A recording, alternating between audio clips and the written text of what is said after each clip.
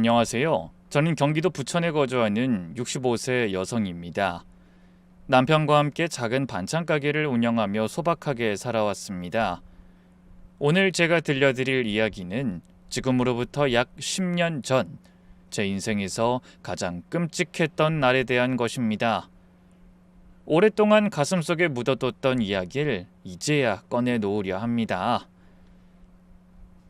저희에겐 늦게 얻은 아들이 하나 있었습니다. 40이 다 되어서야 어렵게 가진 아이였죠. 그 아이가 바로 제 인생의 전부였습니다. 경수는 어려서부터 착하고 효도하는 아이였어요.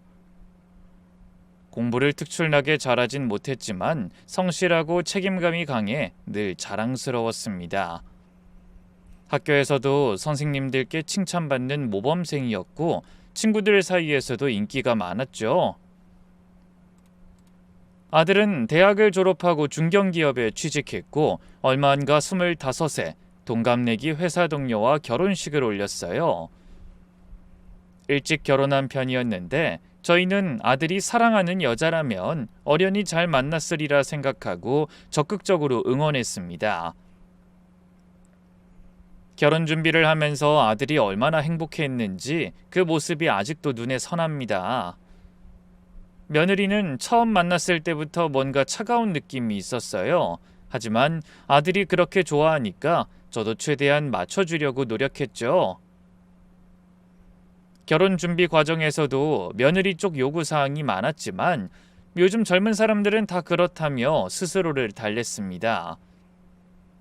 예식장도 며느리가 원하는 곳으로 정했고 신혼여행지도 며느리의 의견을 전적으로 따랐죠. 결혼 후에도 며느리는 시댁과 거리를 두려고 했어요. 명절 때도 겨우 얼굴만 비추고 가고 제가 반찬 좀 해다 주려고 하면 저흰 괜찮아요 라며 거절하기 일쑤였죠. 그래도 아들이 행복해 보이기에 꾹 참았습니다. 시간이 지나면 정이 들겠지 하는 마음으로요. 그런데 사건이 일어나기 1년 전부터 아들 얼굴에 그늘이 지기 시작했어요. 살도 많이 빠지고 눈 밑에 다크서클이 짙어졌죠. 평소 밝던 아이가 말수도 줄고 혼자 멍하니 있는 시간이 많아졌습니다. 걱정돼서 물어봐도 일이 좀 바빠서 그래요 라고만 했습니다. 며느리한테 네 신랑이 피곤해 보이니 잘 좀 챙겨달라고 부탁해도 네 알겠습니다 라는 대답만 돌아왔고요. 그러던 어느 날 평범한 일요일 오후였습니다. 남편과 함께 TV를 보며 차를 마시고 있는데 갑자기 전화벨이 울렸어요. 모르는 번호였지만 왠지 불안한 마음에 받았더니 박경수 부모님 되십니까? 여기 땡땡병원 응급실인데요. 환자분이 위급한 상태로 오셨습니다. 순간 온몸에 소름이 돋았습니다. 떨리는 목소리로 물었죠. 누구요? 제 아들이에요? 네, 신분증 확인했는데 어머님 연락처가 비상연락처로 되어 있어서요. 빨리 오셔야 할 것 같습니다.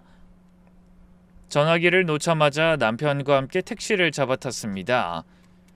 병원까지 가는 그 짧은 시간이 왜 그렇게 길게 느껴지던지 제발 아무 일 없기를, 그저 실수로 다친 것뿐이기를 간절히 기도했어요. 택시 안에서 남편의 손을 꽉 잡고 있었는데 그 손도 제 손처럼 차갑게 떨리고 있었습니다. 그리고 응급실에 도착해서 들은 말은 죄송합니다. 최선을 다했지만 환자분이 돌아가셨습니다. 그 순간 세상이 무너지는 것 같았어요. 남편은 그 자리에 주저앉았고 저는 믿을 수가 없어서 계속 아니에요. 우리 경수 아니에요. 라고 중얼거렸죠. 의사의 얼굴도 주변의 풍경도 모두 흐릿하게 보였습니다. 의사는 조심스럽게 설명을 이어갔습니다. 사인은 급성심근경색으로 보입니다. 평소에 심장질환이 있으셨나요? 아니요, 건강했어요. 감기도 잘 안 걸렸는데 회사 건강검진에서도 아무 이상 없다고 했어요. 정신이 하나도 없었습니다. 아들 시신을 확인하는 것도 현실 같지 않았어요. 차갑게 식은 아들의 손을 잡고 얼마나 울었는지 모릅니다.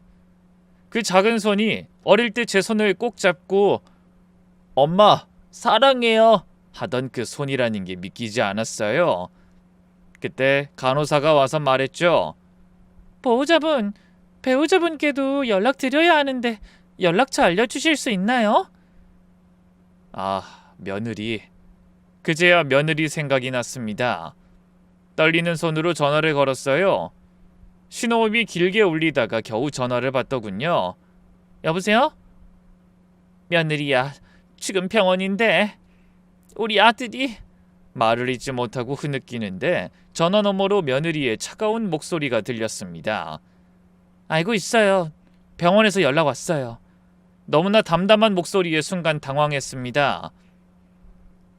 늘 냉정하고 차분한 사람이란 걸 알고 있었습니다. 하지만 지금? 남편이 세상을 떠났는데 이렇게 무덤덤할 수가 있나요? 그때 며느리의 말은 10년이 지난 지금도 잊을 수 없습니다. 어머님, 장례식은 안 했으면 해요. 뭐라고? 장례 안 치르고 싶어요. 그냥 조용히 화장만 하고 끝내고 싶어요. 제 상식으론 도저히 이해할 수 없었습니다. 남편이 죽었는데 장례를 안 치른다니, 그것도 이렇게 무덤덤하게? 친정 부모님께도 알리지 않겠다는 거예요? 너 지금 무슨 소리라는 거야? 정신이 있어 없어? 네 남편이 죽었다고? 어머님, 저도 힘들어요. 그냥 제 방식대로 하게 해주세요. 그리고는 일방적으로 전화를 끊어버렸습니다. 다시 걸어도 받질 않더군요. 계속 신호만 가다가 결국 꺼져버렸어요. 남편과 저는 더 이상 병원에 있을 수가 없었습니다. 뭔가 이상했어요. 며느리의 태도도 그렇고 아들이 갑자기 세상을 떠난 것도 직감적으로 뭔가 숨기는 게 있다는 생각이 들었습니다. 남편도 같은 생각이었는지 뭔가 이상해. 당장 가보자고 라고 했습니다. 택시를 타고 집으로 향했습니다. 아파트 현관문 비밀번호는 알고 있었지만 먼저 초인종을 눌렀어요. 하지만 아무런 대답이 없었습니다. 문을 두드려도 마찬가지였고요. 안에 사람이 있는 것 같은데도 문을 열어주지 않았습니다. 며느리야, 나야. 어머니야, 문 좀 열어. 한참을 그렇게 있다 결국 비밀번호를 누르고 들어가기로 했습니다. 그런데 비밀번호가 안 맞네? 분명 작년까지만 해도 경수 생일로 설정돼 있었는데 바뀐 모양이었습니다. 언제 바꿨을까요? 왜 우리한텐 알려주지 않았을까요? 그때 옆집 문이 열리더니 아주머니가 고개를 내밀었어요. 혹시 202호 어머님이세요? 네, 맞아요. 혹시 우리 며느리 봤어요? 아주머니의 표정이 묘하게 일그러졌습니다. 뭔가 말하고 싶은데 망설이는 듯한 표정이었어요. 어머님, 사실 좀 이상한 일이 있었어요. 어젯밤에 202호에서 큰 소리가 났거든요. 부부싸움하는 것 같아서 신경 쓰지 않으려고 했는데 그 소리가 너무 심해서요. 뭔가 깨지는 소리도 났고. 가슴이 철렁 내려앉았습니다. 뭔가 정말 심상치 않은 일이 벌어진 것 같았어요. 옆집 아주머니는 계속 말을 이었습니다. 오늘 아침엔 젊은 남자분이 들것에 실려 나가는 걸 봤어요. 근데 부인은 너무 멀쩡하게 옆에 서 있더라고요. 울지도 않고 오히려 119 대원들한테 뭔가 지시하는 것처럼 보였어요. 그때였습니다. 며느리가 벌컥 문을 열더니 옆집 여자를 힘껏 노려보더라고요. 그 눈빛이 너무 차가워서 옆집 아주머니가 놀라 뒤로 물러섰습니다. 어머님, 아버님, 여기서 뭐 하세요? 뭐 하긴 우리 아들 집에 왔지. 너 대체 무슨 생각이야? 남편이 죽었는데 이렇게 태어날 수가 있어? 며느리는 한숨을 쉬며 현관문을 열었습니다. 그 한숨조차도 짜증스러운 듯한 느낌이었죠. 들어오세요. 할 얘기 있어요. 불안한 마음을 안고 집 안으로 들어갔습니다. 그리고 거실에 발을 들여놓는 순간 이게 뭐야? 거실 한쪽 벽면에 빼곡히 붙어있는 건 우리 아들 경수의 보험 서류들이었습니다. 생명보험, 상해보험, 질병보험, 그것도 한두 개가 아니라 수십 개가 넘어 보였어요. 벽 전체가 보험 서류로 도배되어 있었습니다. 며느라, 이게 다 뭐야? 그녀는 소파에 앉으며 차갑게 말했습니다. 어머님이 알아서 뭐 하시게요? 이제 다 끝났는데.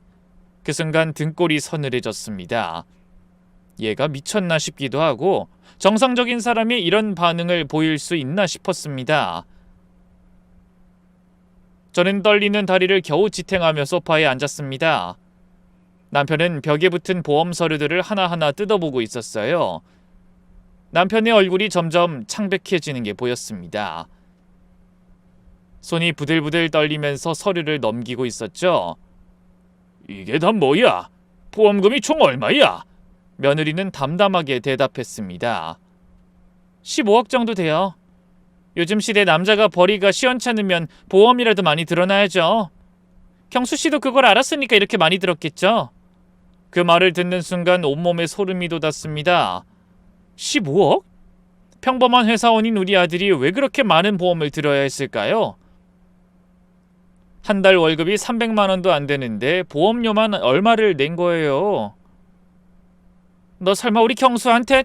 제가 말을 끝맺기도 전에 며느리가 신경질적으로 대답했어요. 어머님, 무슨 드라마 보셨어요? 전 그냥 미래를 준비한 것뿐이에요. 남편이 먼저 떠날 줄은 저도 몰랐죠. 남편 없으면 제일 힘든 사람은 저예요. 어머님은 아버님이라도 계시잖아요. 그때 남편이 서류 하나를 떼어 들고 왔습니다. 손이 부들부들 떨리고 있었어요. 얼굴은 새파랗게 질려 있었고요. 이거 작년에 가입한 보험인데 수익자가 전부 네 이름으로 되어 있어. 그것도 가입 한 달 만에 또 다른 보험을 들었네. 이게 정상이야? 그게 뭐가 문제예요? 부부니까 당연한 거 아닌가요? 서로가 서로의 보험 수익자가 되는 게 이상한가요? 며느리의 뻔뻔한 태도에 화가 치밀어 올랐습니다. 그 차가운 눈빛, 그 무표정한 얼굴, 남편을 잃은 사람의 얼굴이 아니었어요. 야, 너 정말 우리 경수 때문에 이런 거야? 돈 때문에? 벽에 보험소를 붙여놓고 사는 사람이 누가 있어? 어머님, 증거도 없이 함부로 말씀하시면 명예훼손이에요.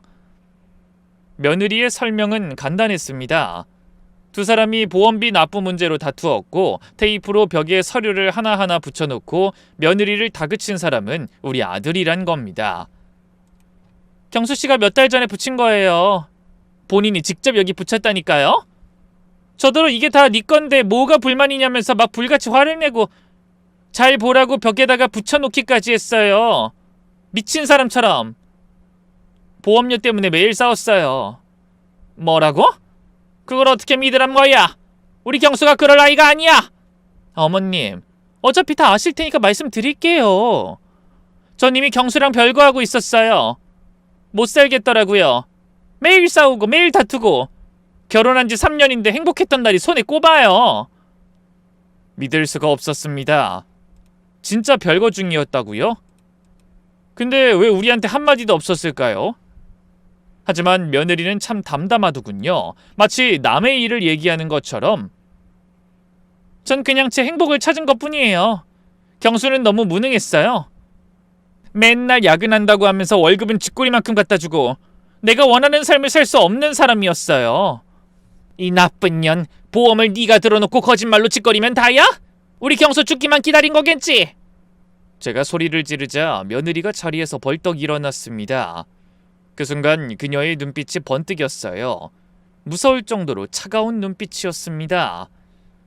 그만하세요. 이제 와서 이런다고 달라지는 게 있나요? 어차피 죽은 사람은 안 돌아와요. 장례도 안 치를 거고 보험금은 제가 받을 거예요. 법적으로 저한테 그 권리가 있으니까요. 그 차가운 말에 가슴이 찢어지는 것 같았습니다. 그때 문득 아들 방이 눈에 들어왔어요. 문이 살짝 열려 있었는데 뭔가 이상했습니다. 평소 깔끔하던 아들 방이 너무 어질러져 있는 것 같았어요. 잠깐 아들 방 좀 볼게. 어머님 거긴! 며느리가 막으려 했지만 역부족이었습니다. 전 이미 방문을 열고 있었고 남편은 제 뒤를 따라왔습니다. 방 안이 완전히 어질러져 있었어요. 옷들이 여기저기 널브러져 있고 서랍은 다 열려 있었습니다. 책상 위에는 약병들이 어지럽게 놓여 있었고 침대는 며칠째 정리하지 않은 듯 이불이 구겨져 있었어요. 그때 남편이 뭔가를 발견했습니다. 여기 봐, 약통 있어. 이거 수면제? 침대 밑에 수면제통이 여러 개 굴러다니고 있었습니다. 그런데 이상한 건 모두 며느리 이름으로 처방된 약들이었어요. 처방 날짜를 보니 최근 몇 달 사이에 여러 병원에서 받은 것들이었습니다. 너? 네 약을 우리 경수한테 먹인 거야? 아니에요. 경수씨가 불면증 때문에 제 약을 좀 나눠 먹은 것뿐이에요. 요즘 스트레스 받아서 잠을 못 잤거든요. 하지만 전 알 수 있었습니다. 뭔가 크게 잘못되었다는 걸. 아들이 수면제를 이렇게 많이 먹을 이유가 없었어요. 그때 핸드폰이 울렸죠. 병원에서 온 전화였습니다. 네, 여보세요? 보호자님, 부검 관련해서 연락드렸습니다. 사망 원인이 명확하지 않아서 부검을 권하는데. 네, 부검해주세요. 꼭 해주세요. 전화를 끊자마자 며느리가 소리쳤습니다. 얼굴이 불그락푸르락 변하더군요. 왜 맘대로 부검을 해요? 전 반대해요. 경수씨 몸에 칼 대는 거 싫어요. 네가 반대할 자격이 있어? 수상한 게 한두 가지가 아닌데 네가 뭘 숨기고 있는지 다 밝혀낼 거야. 어머님 그만하세요. 명예훼손으로 고소할 거예요. 시부모라고 이런 식으로 몰아가면 안 돼요. 그때 현관문 두드리는 소리가 났어요. 경찰이었죠. 아마 옆집에서 신고하는 모양이었습니다. 신고받고 왔습니다. 여기서 무슨 일이... 며느리가 먼저 나섰습니다. 눈물까지 글썽이며 연기를 하더군요. 경찰관님, 저희 시부모님이 집에 무단 침입하셔서 행패를 부리고 계세요. 남편이 오늘 죽었는데 저를 살인자 취급하시면서. 뭐? 무단 침입? 우리 아들 집에 왔는데? 이 거짓말쟁이가... 경찰관이 며느리와 이야기를 나누며 상황을 파악하려고 애쓰는 동안 전 갑자기 뭔가 생각이 났습니다. 아들이 얼마 전에 제게 보낸 메시지, 혹시 거기에 뭔가 단서가 있을지도. 핸드폰을 꺼내 메시지함을 열었습니다. 일주일 전 아들이 보낸 메시지가 있었어요. 어머니, 요즘 좀 이상해요. 자꾸 잠이 와요. 그리고 아내가 무서워요. 가슴이 덜컥 내려앉았습니다. 경수는 이미 뭔가 낌새를 챘던 거예요. 하지만 더 자세한 얘기를 하기 전에 그 전에 또 다른 메시지들이 있었습니다. 어머니, 요즘 머리가 자꾸 아파요. 약을 먹어도 나아지질 않아요. 아내가 타주는 차가 이상한 맛이 나요. 한약이라는데 요즘 자꾸 깜빡깜빡해요. 뭔가 잘못된 것 같아요. 이거 보세요. 우리 아들이 일주일 전에 보낸 메시지예요.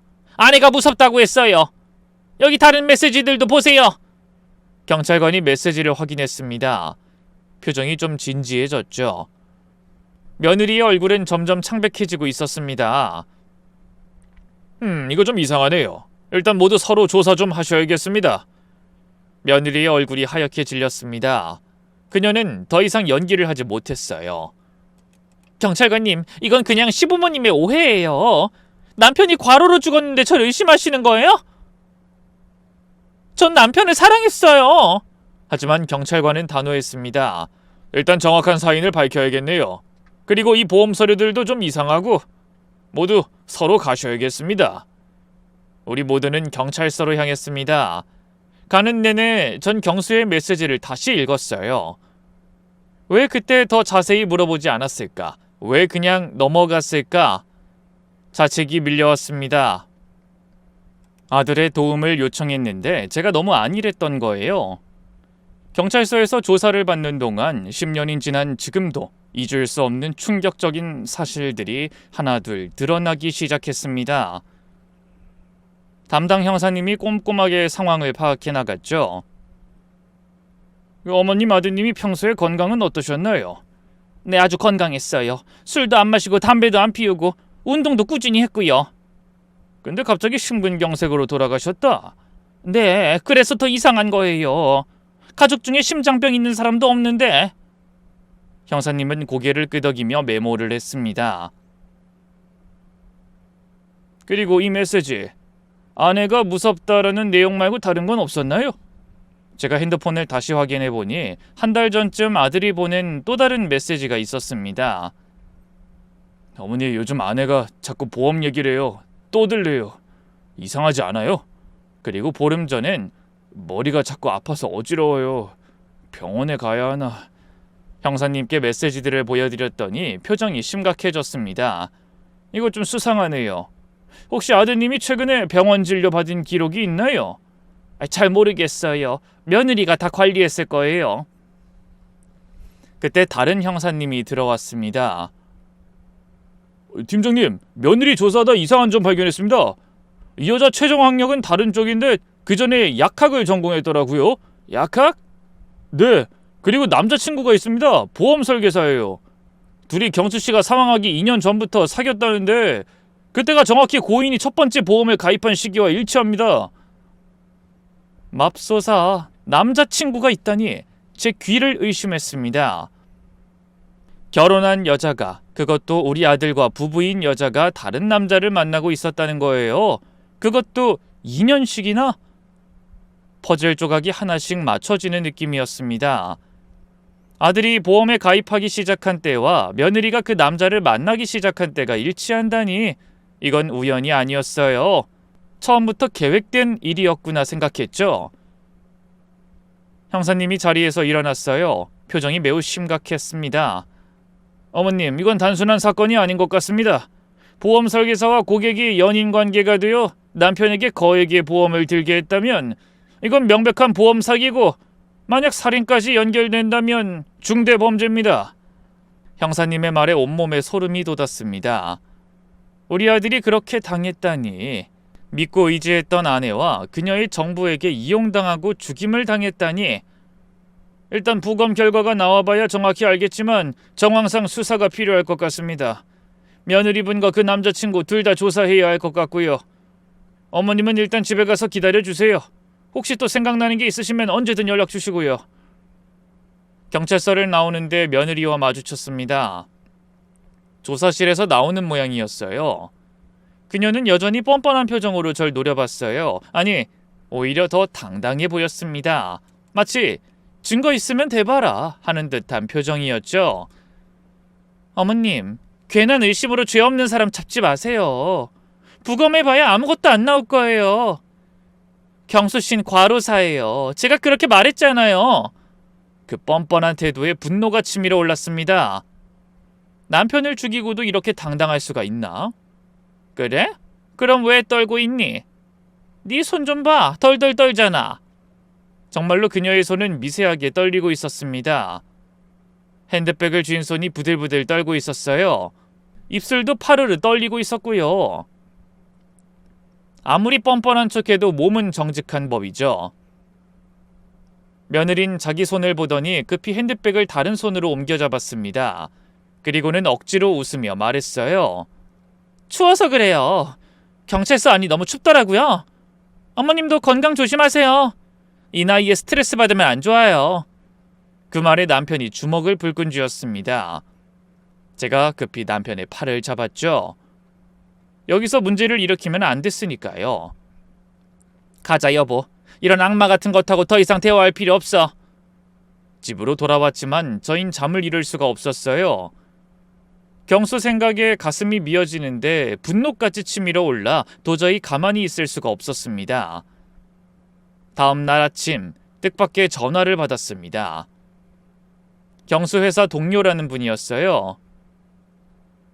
어머님, 저 경수 친구 김 과장입니다. 장례 못 치른다고 해서 전화로 연락드립니다. 소식 들었어요. 정말 믿기지가 않아서. 네, 저희도 아직 믿기지가 않아요. 어머님, 사실 드릴 말씀이 있어서 전화드렸어요. 최근에 경수가 저한테 이상한 얘기를 했거든요. 이상한 얘기요? 네. 아내가 자꾸 이상한 차를 타준다고 했어요. 한약이라고 하는데 맛이 이상하다고. 그리고 마시고 나면 너무 졸려서 정신을 못 차리겠다고 했습니다. 심장이 쿵 내려앉았습니다. 근데 왜 그때 말씀을 안 하셨어요? 저도 그냥 피곤해서 그런 줄 알았어요. 요즘 일이 많아서. 그런데 어제 부고 소식 듣고 생각해보니까 너무 이상해서. 혹시 또 다른 얘기는 없었나요? 그리고 한 번은 아내가 자기 몰래 서류에 도장을 찍었다고 했어요. 자고 일어났는데 손가락에 인주가 묻어 있었다고. 이건 정말 살인이었습니다. 계획적인 살인. 전화를 끊고 남편에게 말했어요. 여보, 우리가 직접 증거를 찾아야 해. 경찰만 믿고 있을 수 없어. 그래, 나도 그 생각이야. 우리 경수 원수는 우리가 갚아야지. 그날부터 저희는 직접 움직이기 시작했습니다. 먼저 아들이 다녔던 병원들을 찾아다녔어요. 첫 번째 병원에서는 별다른 소득이 없었지만 두 번째 내과에서 충격적인 사실을 알게 되었습니다. 이 환자분 기억나요? 한 달 전쯤 왔었는데 수면제 과다 복용 증상 같아서 검사를 권했었어요. 수면제 과다 복용이요? 네. 그런데 보호자분이 그냥 피로 때문이라고 하시면서 데려가셨어요. 젊은 여자분이었는데 아내분이라고 했죠. 의사 선생님은 진로 기록을 보여주셨습니다. 거기엔 약물 중독 의심, 정밀 검사 요망이라고 적혀 있었어요. 선생님, 이거 경찰에 제출해도 될까요? 물론이죠. 사실 저도 그때 좀 이상하다고 생각했어요. 환자가 계속 검사받고 싶어 했는데 보호자가 막 끌고 나와서. 병원을 나와 약국을 들렸습니다. 며느리가 자주 가던 약국을 수소문해서 찾아갔죠. 혹시 이 사람 아세요? 며느리 사진을 보여주자 약사님이 고개를 끄덕였습니다. 네, 단골이에요. 수면제를 자주 사러 오시죠. 수면제를 자주요? 네, 불면증이 심하다고 하셔서. 근데 좀 이상한 게 다른 약국에서도 처방받는다고 하더라고요. 한 달에 사가는 양이 좀 많아서. 이제 확신이 들었습니다. 며느린 여러 병원과 약국을 돌며 수면제를 모았고 그걸 경수에게 먹인 거예요. 집으로 돌아오는 길에 남편이 말했습니다. 여보, 우리 변호사 선임하자. 이것들 절대 그냥 안 둘 거야. 그날 밤 또 다른 전화가 왔습니다. 이번엔 경수 친구 어머니였어요.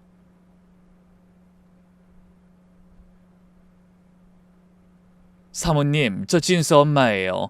아드님 소식 들었어요. 네, 감사합니다.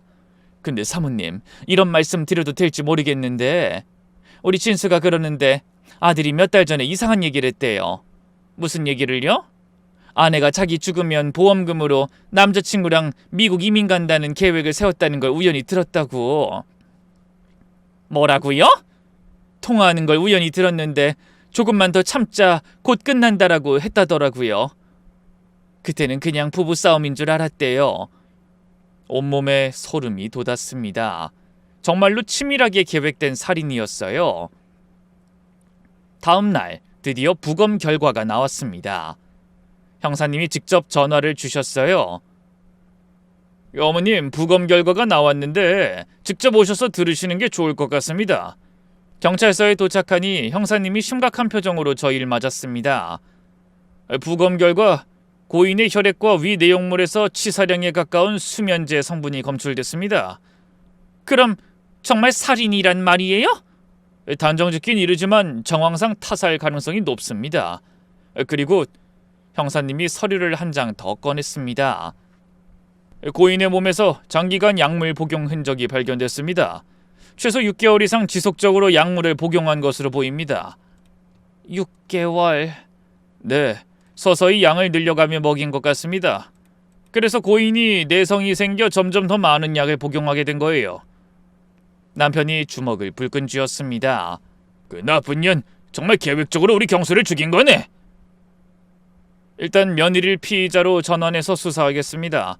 그리고 그 남자친구도 공범 혐의로 조사할 예정입니다. 하지만 형사님의 다음 말이 더 충격적이었습니다. 그런데 어머님, 한 가지 더 이상한 게 있습니다. 고인의 생명보험 중 일부가 이미 해약됐더라고요. 그것도 고인이 사망하기 불과 일주일 전에. 해약이요? 왜? 보험금을 타기 위해선 일정 기간이 지나야 하는데 그 기간이 막 끝난 보험들만 골라서 해약했어요. 해약 환급금이 약 3억 정도 되는데 그 돈이 모두 며느리 통장으로 들어갔습니다. 이제 모든 게 명확해졌습니다. 며느린 보험금을 타기 위해 치밀하게 계획을 세웠고 일부는 미리 해약해서 도주 자금으로 만들어 놓은 거였어요. 그럼 이제 어떻게 되는 거예요? 며느리를 구속하고 본격적인 수사에 들어갑니다. 어머님도 고소장을 제출해 주시면 도움이 될 것 같습니다. 경찰서를 나오니 며느리에게서 전화가 왔습니다. 어머님 잘하셨어요? 이제 저 전과자 되는 거예요. 만족하세요? 네가 한 짓을 생각하면 그것도 부족해. 증거 있을까요? 전 그냥 불면증 약을 좀 나눠준 것뿐인데. 그녀의 뻔뻔함에 치가 떨렸습니다. 너 같은 악마는 꼭 벌을 받을 거야. 그럼 두고 보죠. 참, 어머님. 혹시 아들이 남긴 재산 있으면 저한테도 상속권이 있다는 거 아시죠? 법적 배우자니까요. 전화를 끊고 나니 온몸에 힘이 빠졌습니다. 정말 사람이 어떻게 저럴 수가 있을까요? 그런데 그때 또 다른 전화가 왔습니다. 모르는 번호였는데 여보세요? 안녕하세요. 저는 땡땡보험회사 조사팀입니다. 혹시 고 김경수님의 어머님 되십니까? 네, 맞습니다. 저희가 보험금 지급 관련해서 조사를 하고 있는데 이상한 점을 발견했습니다. 혹시 시간 되시면 만나서 말씀드릴 수 있을까요? 보험회사에서도 뭔가 이상한 점을 발견한 모양이었습니다. 10년이 지난 지금도 그때의 긴장감을 잊을 수 없습니다. 이제 정말 며느리의 범죄가 만천하에 드러날 때가 온 것 같았죠. 보험회사 조사팀을 만난 건 다음날 오후였습니다. 카페에서 만난 조사팀장은 서류 뭉치를 꺼내며 충격적인 사실을 알려줬어요. 어머님, 고인의 보험 가입 패턴을 분석해봤는데 매우 이상합니다. 처음엔 100만원짜리 소액 보험부터 시작해서 점점 고액으로 늘려갔더라고요. 그게 뭐가 이상한가요? 보통 사람들은 한 번에 필요한 보험을 가입하는데 이 경우는 마치 누군가 의심하지 않게 하려고 조금씩 늘린 것처럼 보입니다. 팀장은 또 다른 서류를 보여줬습니다. 그리고 더 이상한 건 모든 보험이 2년 경과 후 자살도 보상하는 상품들이래요. 그것만 골라서 가입했더라고요. 소름이 돋았습니다. 처음부터 경수를 죽일 계획이었구나. 저희가 경찰에 수사 협조하면서 며느리 되시는 분의 통화 내역도 확인했는데요. 보험 설계사인 남자친구와 수백 통의 통화를 했더라고요. 그것도 주로 보험 가입 직전에. 그럼 둘이 짜고, 네, 정황상 그렇게 보입니다. 그래서 저희도 보험금 지급을 거부하고 경찰 수사에 적극 협조하기로 했습니다. 그때 제 핸드폰이 울렸습니다. 형사님이었어요. 어머님, 좋은 소식이 있습니다. 며느리 집을 압수수색했는데 결정적 증거를 찾았습니다. 정말요? 뭘 찾으셨어요? 일기장이 나왔는데 거기에 범행 계획이 상세히 적혀 있습니다. 그리고 남자친구와 주고받은 메시지도 복구했는데 내용이 충격적이에요. 저희는 곧바로 경찰서로 향했습니다. 형사님이 보여준 증거들은 정말 충격적이었어요. 며느리의 일기장에는 이런 내용이 적혀 있었습니다. 오늘도 수면제를 탔다. 이제 슬슬 양을 늘려야겠다. 의심하는 눈치다. 좀 더 조심해야겠다. 시부모가 자꾸 찾아와서 귀찮다. 빨리 끝내야겠다. 그리고 남자친구와의 메시지는 더 끔찍했습니다. 자기야, 조금만 더 참자. 곧 우리 새 인생 시작이야. 보험금 타면 미국 가서 결혼하자. 그 멍청한 남자 아직도 눈치 못 챘어? 남편이 그 내용을 읽다가 그만 쓰러질 뻔했습니다. 제가 부축하며 물을 갖다 드렸어요. 여보, 정신 차려요. 우리가 무너지면 안 돼요. 경수 원수를 갚아야죠. 형사님이 말을 이었습니다. 이 정도 증거면 살인죄로 기소하기 충분합니다.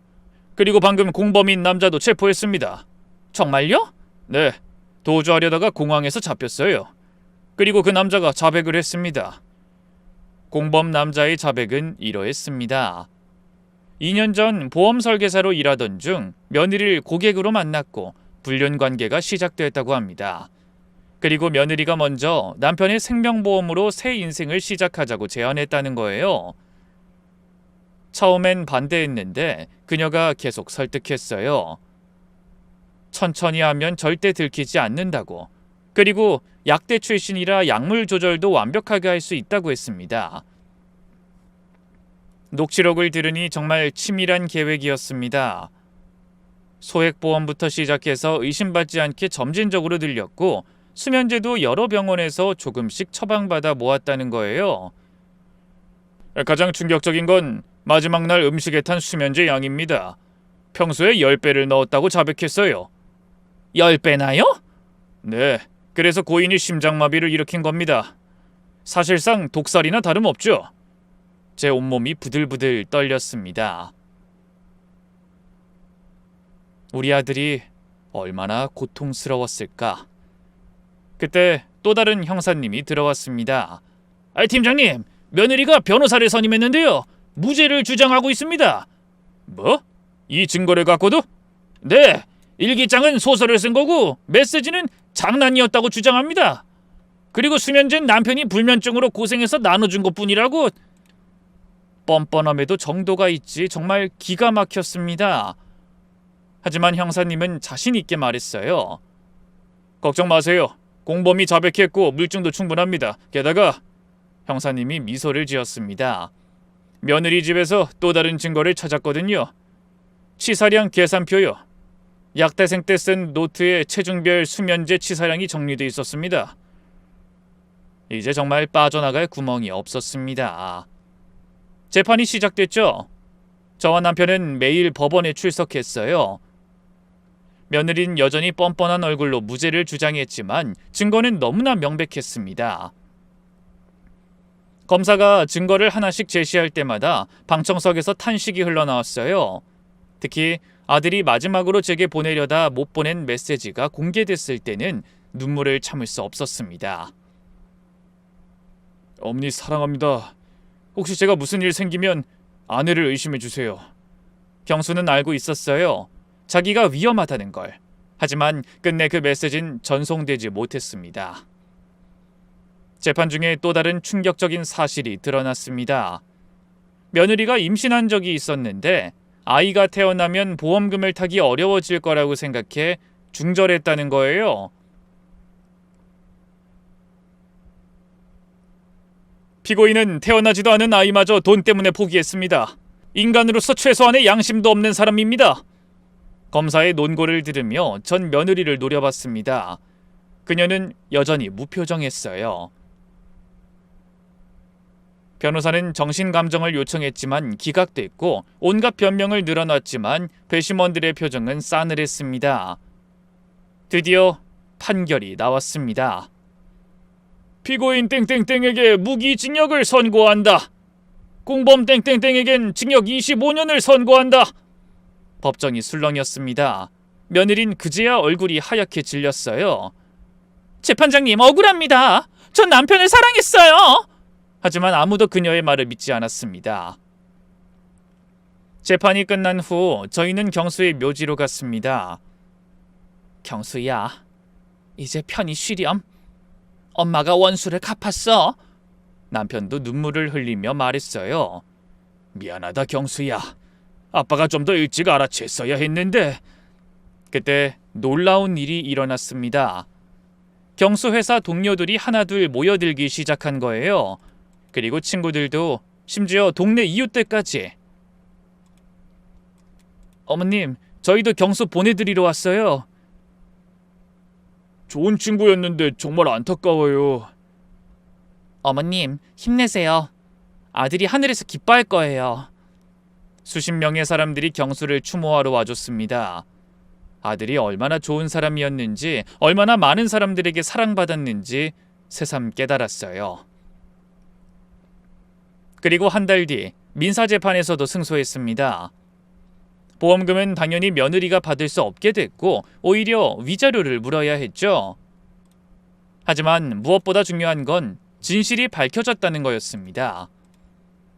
아들이 억울하게 죽지 않았다는 게 증명됐으니까요. 재판이 모두 끝난 후 일부 언론에서도 이 사건을 보도했습니다. 보험금 노린 폐륜 며느리의 남편 독살 사건이라는 제목으로 기사가 났어요. 당시엔 인터넷이 지금처럼 활발하지 않았지만 그래도 많은 사람들이 분노했고 비슷한 피해를 입은 가족들이 용기를 내 신고하는 계기가 되기도 했습니다.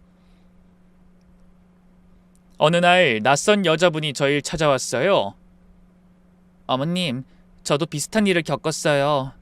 남편이 수상한 죽음을 당했는데 경찰이 단순 사고로 처리했거든요. 그런데 이번 사건 보고 용기를 냈어요. 재수사, 신청했습니다. 우리 경수의 죽음이 헛되지 않았구나. 그 생각에 가슴이 뭉클했습니다. 며느리는 항소했지만 기각됐고 결국 무기징역이 확정됐습니다.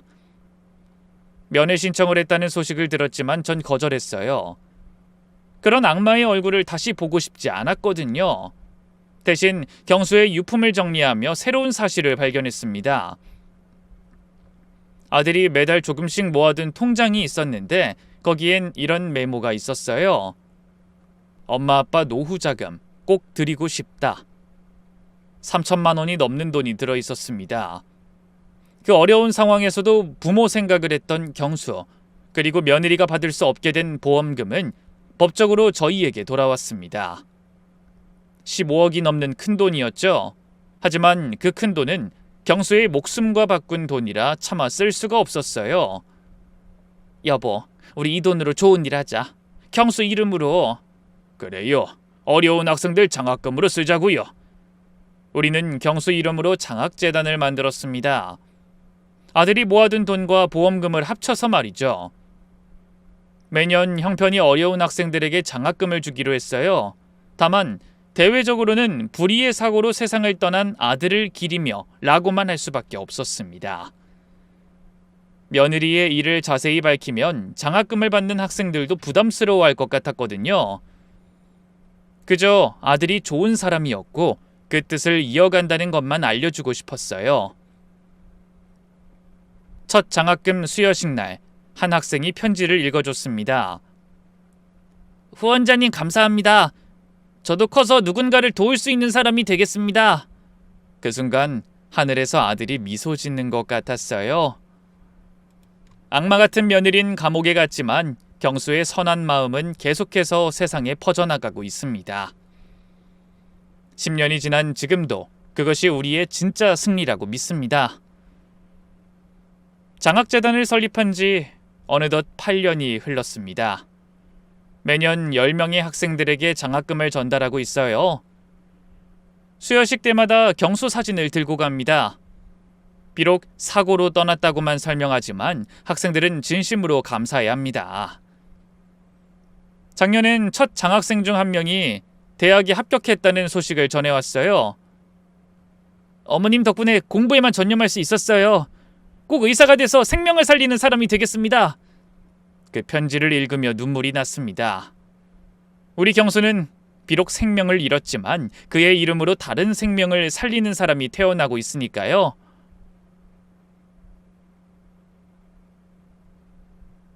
며느리의 소식은 가끔 전해 듣습니다. 교도소에서도 반성의 기미가 없다고 하더군요. 오히려 억울하다며 재심을 신청했다가 기각당했다고 합니다. 공범이었던 남자는 형량이 줄어들길 바라며 며느리의 추가 범죄를 폭로했어요. 다른 전 남자친구도 비슷한 수법으로 죽이려 했었다는 거예요. 다행히 그땐 실패했지만 정말 타고난 악마였구나. 우리 경수를 만난 게 불행이었구나 하는 생각에 가슴이 아팠습니다. 그래도 이제는 더 이상 그녀를 미워하지 않으려고 합니다. 미움은 제 마음만 병들게 하니까요. 대신 경수를 기억하는 일에 집중하기로 했어요. 경수의 친구들은 여전히 명절 때마다 저희를 찾아옵니다. 어머님, 아버님 건강하세요? 경수가 좋아하던 떡 사왔어요. 우리 경수 없어도 이렇게 찾아와 주니 고맙구나. 회사 동료들도 가끔 연락을 줍니다. 경수 자리에 새로운 직원이 왔지만 여전히 경수의 책상엔 작은 화분이 놓여 있다고 하더군요. 좋은 선배를 기리며 라는 작은 팻말과 함께요. 남편은 5년 전부터 자원봉사를 시작했습니다. 독거노인들을 위한 도시락 배달이었어요. 여보, 우리 아들이 효자였잖아. 경수 대신 다른 어르신들이라도 돌봐드려야지. 저도 반찬 가게를 계속 운영하면서 어려운 이웃들에게는 무료로 반찬을 나눠드리고 있어요. 어느 날 한 할머니가 오셔서 말씀하셨죠. 아이, 사장님 아드님이 하늘에서 보고 있을 거야. 이렇게 좋은 일 하시는 거. 고맙습니다, 할머니. 우리 경수 자랑스러워하겠죠? 아이, 그럼 당연하지. 부모가 이렇게 훌륭한데. 이젠 경수 이야기를 해도 눈물부터 나지 않습니다. 물론 가슴 한구석은 여전히 아프지만 그보다는 경수와의 좋은 추억들이 더 많이 떠오르거든요. 첫 출근하던 날 양복 입고 환하게 웃던 모습, 월급 타서 처음으로 저희와 외식을 했던 날, 엄마 아빠 사랑해요라고 쑥스럽게 말하던 모습. 며느리 문제도 이제는 완전히 정리가 됐습니다. 재산분할 소송에서도 완승했고 그녀의 부모님이 찾아와 사죄했을 때도 담담하게 받아들였어요. 저희 딸이 천륜을 끊었습니다. 면목이 없습니다. 이미 지나간 일입니다. 다신 연락하지 마세요. 그들도 딸의 본 모습을 알곤 충격을 받았다고 했지만 그렇다고 우리의 상처가 아물진 않으니까요. 3년 전엔 경수의 묘소를 새롭게 단장했습니다. 아들이 좋아하던 꽃들을 심고 벤치도 놨어요. 그곳에 가면 마치 경수와 대화하는 것 같았거든요. 경수야, 오늘은 네가 좋아하던 김밥 싸왔어. 엄마가 만든 거야. 경수야, 아빠다. 요즘 장학재단 일로 바쁘구나. 네 이름으로 좋은 일 많이 하고 있어. 가끔은 경수 친구들도 함께 옵니다. 그럴 때면 묘소 앞이 왁자지껄해져요. 아들이 살아있을 때처럼요. 5년 전쯤 뜻밖의 연락을 받았습니다. 검찰청에서였어요. 어머님, 그 며느리가 옥중에서 또 다른 범죄를 저질렀습니다. 같은 방 수감자에게 독극물을 먹이려다 발각됐어요. 정말 끝까지 변하지 않는 사람이구나. 하지만 이젠 그녀가 어떻게 되든 관심이 없었습니다. 그저 다른 피해자가 생기지 않길 바랄 뿐이었죠. 대신 우리는 범죄 피해자 가족 모임에 참여하기 시작했습니다.